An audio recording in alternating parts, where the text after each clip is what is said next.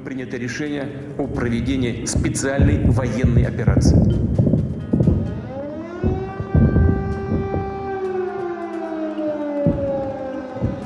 Hace justo 4 años, Rusia invadía Ucrania, una guerra que iba a durar pocos días, pero la realidad es que aquí estamos hoy.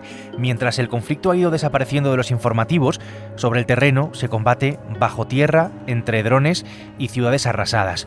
Ucrania resiste, pero el precio, sobre todo el humano, es enorme y de momento no tiene final. Soy Javier Atard y hoy es martes, es 24 de febrero. El Mundo al Día, un podcast del Mundo.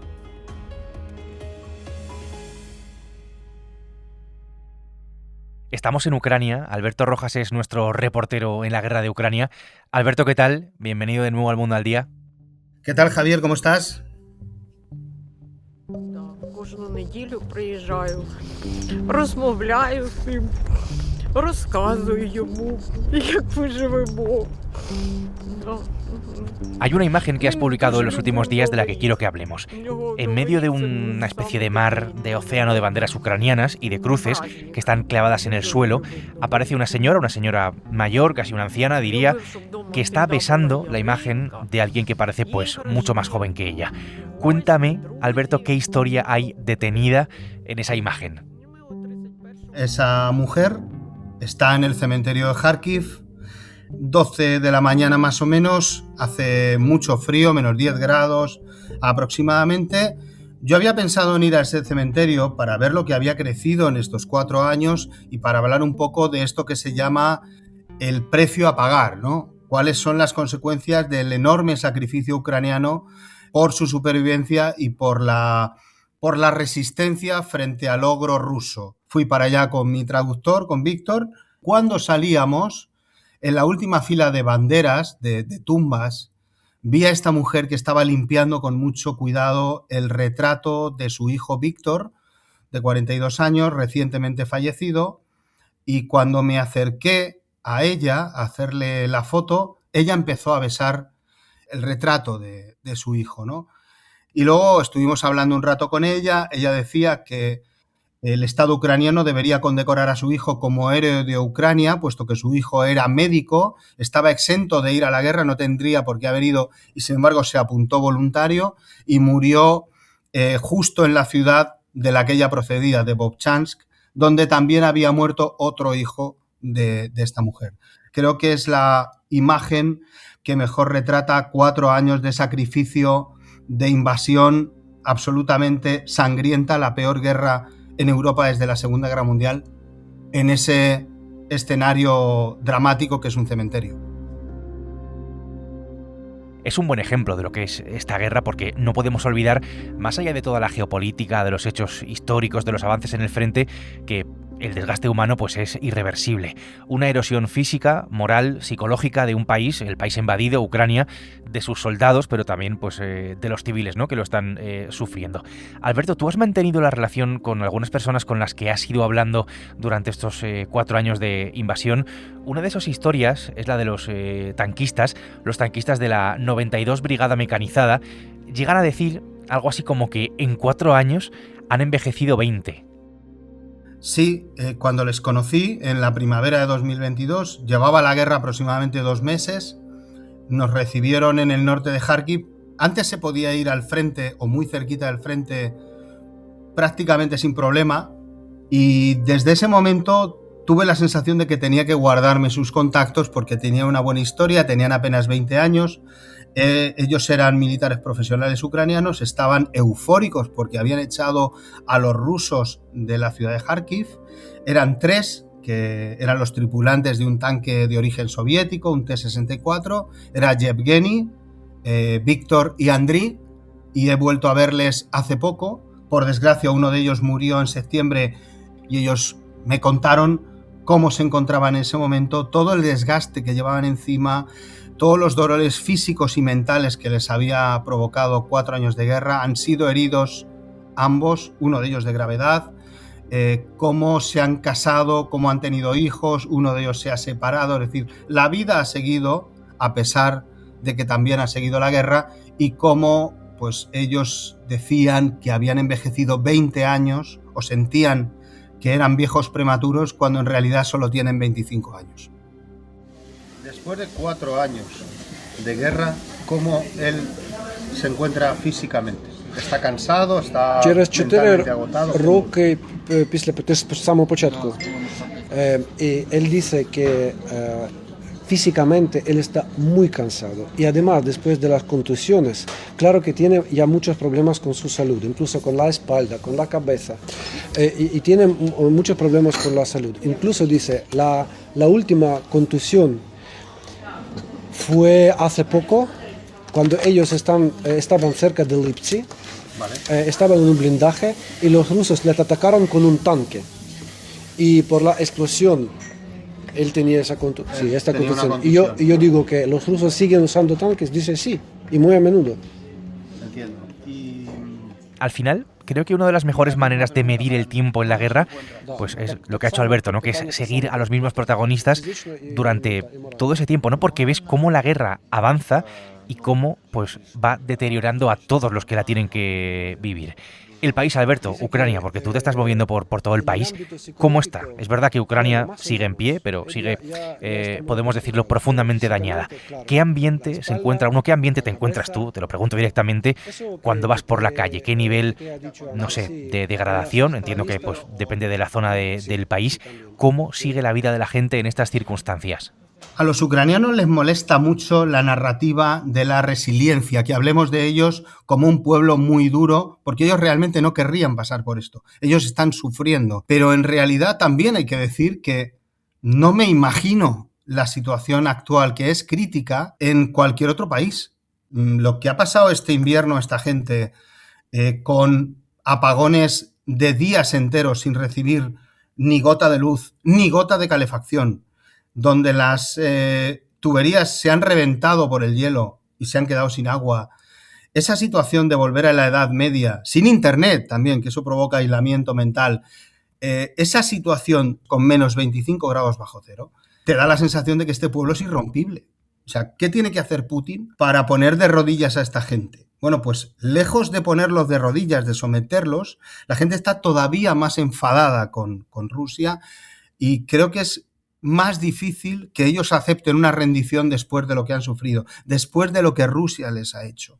Por eso, ¿cómo está el resto de Ucrania? Pues creo que ha pasado el peor momento desde que empezó la invasión, porque el arma Rusia la ha convertido, o sea, el frío la ha convertido a Rusia en un arma, y ha sido una arma muy poderosa. Y aún así aquí nadie se ha rendido y nadie ha pedido al presidente una rendición, nadie de los que yo conozco. Y he hablado con muchísima gente estos días, he pasado por las carpas donde se ofrece calor y comida caliente a los kievitas barrio a barrio, y nadie me ha dicho que quiere que esto acabe de cualquier manera, que nos rindamos a los rusos y que les entreguemos el Donbass. ¿Sabes gritar o algo? Silencio. Sin silencio. Мовчки. Ви тільки кажете по справі. Solo Te hablas neoptimo. cuando es necesario. Ви зараз ще будете тягти 300-го, не потрібно Alberto y Víctor, que es el fixer, es el traductor, es el conductor de Alberto, gracias a él pues estamos pudiendo entender además las historias. Han estado Alberto y Víctor con una unidad ucraniana de combate a la que llaman Peaky Blinders, que es un poco la élite, ¿no? de Ucrania. Operan estos Peaky Blinders muy cerca del frente, están especializados en drones, y esto es muy importante en esta guerra porque son básicamente quienes están mandando.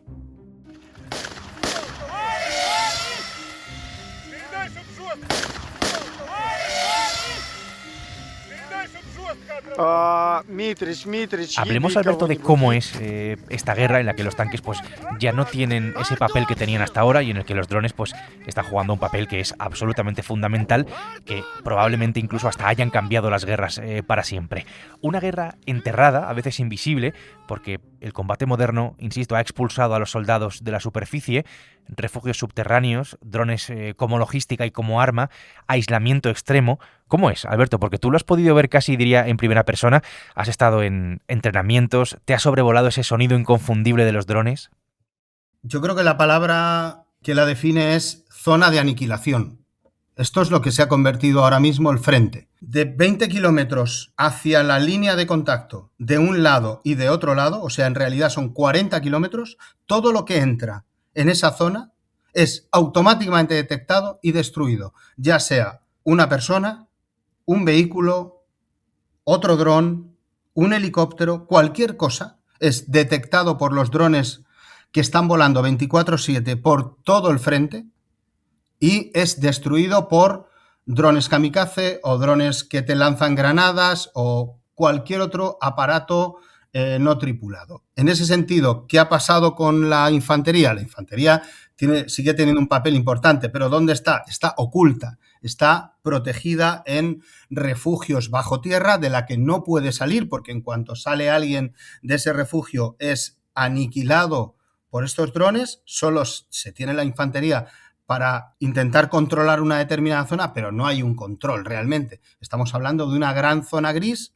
en la que se van solapando las posiciones de unos y de otros. Incluso hay veces que puede haber dos posiciones separadas por 100 metros y ni siquiera ellos mismos saben que tienen al enemigo tan cerca. Incluso pueden estar rodeados de enemigos, pero no salen de sus posiciones ni unos ni otros. Ahí los que mandan son los drones. ¿Por qué no se avanza? ¿O por qué cuesta tanto avanzar? Porque va a ser avanzar a costa de pérdidas enormes, porque no hay todavía una tecnología que permita a un ejército avanzar en ese contexto de drones, incluso de drones llevados por cable, donde ni siquiera la guerra electrónica es efectiva, para poder superar las líneas enemigas. Eso ya no se da. Por eso Rusia está teniendo últimamente, lleva 2 meses de bajas terribles, porque están intentando avanzar, pero resulta imposible que los drones no te vean. Incluso por la noche hay drones con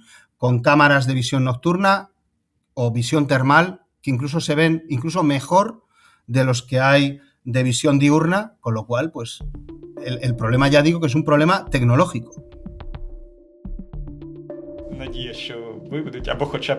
Dice que se trata de un blindaje bajo la tierra, pero de vez en cuando, y que los rusos atacaron a estos blindajes, ellos tenían que cavar otra vez.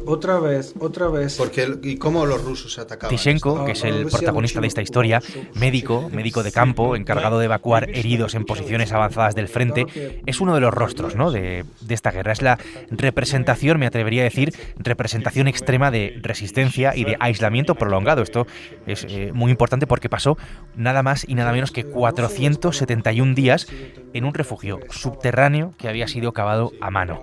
Tenía que estar de rodillas y conviviendo, como te puedes imaginar, con plagas, con ratones, bajo fuego enemigo y prácticamente, te diría, sin información, en una situación que podemos decir que es casi de bloqueo, que me lleva a que hablemos de la situación del frente, porque aquí tenemos que partir de la base de que estamos ante un fracaso rotundo, un fracaso estratégico ruso de todas, porque Rusia no ha logrado en ningún caso sus objetivos militares, pese a ese coste humano que es descomunal, y mientras Ucrania pues resiste, pero pagando un precio casi, diría, existencial. Esto me sirve, Alberto, para preguntarte por ese estado de la guerra, por el estado del frente, pero también por lo que está siendo para la propia Rusia, ¿no? Si Rusia está atrapada en una guerra, digamos, personal de Vladimir Putin. Pues si tengo que hacer un resumen, te voy a decir que la gran mayoría de ganancias territoriales las consiguió Putin en las primeras semanas de la guerra, fruto de esa sorpresa, del factor sorpresa. En la segunda parte de 2022, Ucrania contraatacó con éxito, sobre todo en 2 regiones, Kharkiv y Gerson. Las 2 se las arrebató a Rusia y a partir de ahí el frente se estabilizó. Ucrania en 2023 intentó una contraofensiva que resultó fallida. Luego Rusia ha conseguido pequeñas ganancias a un precio altísimo, sobre todo ciudades como Bakhmut. Luego consiguió llegar a Avdiivka y ni siquiera ha conseguido en 2025 tomar Pokrovsk. Tiene parte de la ciudad, pero no toda. Es decir, cada vez la guerra está más estabilizada en los frentes actuales, por lo que he dicho, por el factor de vigilancia de drones, pero a la vez deja más muertos que nunca porque es absolutamente imposible avanzar. Ahora mismo la guerra es una picadora de carne que no tiene ningún sentido bélico. ¿Por qué seguir mandando a gente a morir a esa zona de aniquilación cuando apenas vas a poder avanzar y cuando se avanza en ciudades que ya están totalmente destruidas. Esto no tiene ningún sentido, solo tiene un sentido casi de obsesión personal por parte de Putin, pero aquí nadie entiende qué sentido tiene ya la guerra. Claro, Alberto, y después de 4 años, Ucrania puede aguantar más, porque también en las últimas semanas se habla de elecciones próximas, se habla de ese deseo de Trump, ¿no? Por pararlo todo, pero siempre un poco mirando por los intereses de Putin. ¿Cuál es el plan? ¿Qué plan tiene Ucrania en este momento? El plan ahora mismo, tanto de Ucrania como de Bruselas, Ucrania está bastante alineada con Europa, es no bajarse de las conversaciones de Trump para no enfadarle, pero todo el mundo tiene claro que esas conversaciones de paz no van a ningún sitio, no van a ninguna parte, porque es más un teatro, lo que está haciendo Putin es un teatro en el que él no tiene ninguna intención de alcanzar la paz, pero sigue dándole bola a la idea de Trump, con lo cual lo que quieren tanto Ucrania como Europa es no bajarse de ese teatro, pero tener claro que tienen que aguantar al menos un año más o 2, y para eso Europa ha conseguido compensar las armas que entregaba Estados Unidos antes, ahora ya todas las entrega Europa y parecen suficientes para poder aguantar otros 2 años, y ahora lo que espera Europa es que la degradación económica que sufre Rusia, sobre todo estos 2 últimos meses han sido terribles para la economía rusa, se vaya amplificando y que llegue un momento en el que a Rusia le sea imposible seguir pagando esta guerra y la economía de guerra rusa pues se venga abajo. No lo hará probablemente de una manera abrupta, pero poco a poco se va a ir degradando de tal manera que llegará un momento en el que esperan, por lo menos desde Bruselas y desde aquí, desde Kiev, que ya a Putin le sea imposible seguir y tenga que sentarse en la mesa de negociaciones, pero de una manera mucho más sincera y mucho más realista de lo que lo ha hecho hasta ahora. Bueno, pues después de 4 años de guerra, esta es la situación ahora mismo en Ucrania, con ese plan para resistir por lo menos hasta 2028. Una situación, Alberto, que hemos podido contar, no quiero olvidarme de esto, durante todo este tiempo, gracias también a Víctor Kolomiecz, gracias al que, entre otras cosas, hemos podido entender todas esas historias que estás contando. Sí, mi querido Víctor nos abandona, ha encontrado otro trabajo lejos de Ucrania. Evidentemente yo le he recomendado que lo coja porque vivir aquí durante los últimos 4 años ha sido muy duro y ahora pues tendré que buscarme otra persona que colabore conmigo, que me ayude, que me traduzca, que me lleve, me traiga y me logre conseguir llevarme donde me ha llevado Víctor y conseguir las historias que gracias a Víctor pues hemos podido contar aquí en el mundo y en el mundo al día. Al que hemos escuchado sin ir más lejos en este episodio y en tantos otros durante estos 4 años de guerra. Incluso estuvo aquí en el estudio del Mundo al Día, recuerdo que grabamos una vez un episodio desde aquí. Alberto, gracias a Víctor y gracias a ti por contarnos todo lo que ha pasado desde allí durante todo este tiempo en estos 4 años. Gracias a ti. Desde Ucrania, Alberto Rojas y Víctor han hecho posible este episodio del Mundo al Día. Ya sabes que este es un podcast que puedes escuchar todos los días en elmundo.es, en las principales plataformas de audio en las que, si quieres, nos puedes seguir, y también a través de la radio digital en el canal del Mundo. Mañana miércoles, más El Mundo al Día. Has escuchado El Mundo al Día, un podcast del Mundo.